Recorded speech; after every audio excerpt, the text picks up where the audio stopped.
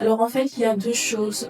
Il y a plusieurs années, donc j'avais mon ancienne, société et en fait, cette idée m'est venue quand j'étais, alitée. J'étais malade et quand on est malade, je peux plus aller sur le terrain, et le chiffre d'affaires monte plus. Donc là, je me suis dit: «Mais je suis vraiment en danger parce que ça signifie que si ça continue comme ça, en fait, il y a pas d'entrée d'argent».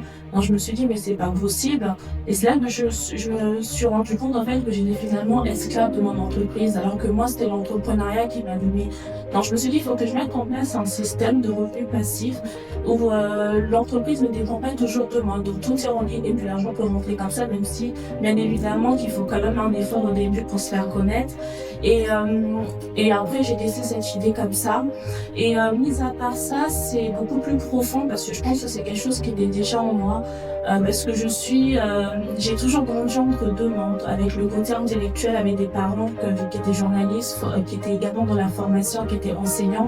Donc j'avais ça naturellement et un côté avec les réalités en France, pour pouvoir subvenir aux moyens de la famille, il fallait aussi être agent de sécurité, femme de ménage et donc je me suis rendu compte que ce qui m'avait vraiment sauvée, c'était, d'avoir la connaissance, d'avoir eu des parents qui se sont battus pour me donner une bonne éducation. J'ai pu faire des écoles privées, parmi les meilleures écoles et je me suis dit: «Mais moi aussi à mon tour, je veux, aider les personnes à réaliser leurs rêves, à avoir de la connaissance» et que tout le monde n'a pas forcément la possibilité, de faire appel à un architecte, mais aussi les personnes qui sont passionnées par ce secteur-là.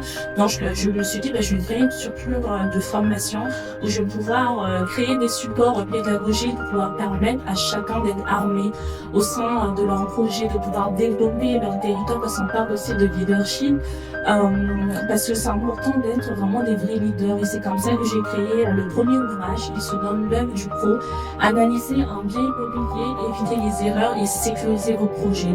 Donc avec ça, vous êtes vraiment armé pour faire des visites. Est-ce que j'achète ou pas? Quand je vois une pathologie, est-ce que c'est grave ou pas? Quelle est la posture que je dois avoir? Être un vrai leader dans son projet et lorsque je vais réaliser des travaux, est-ce que je me lance ou pas? En fait, c'est surtout ça.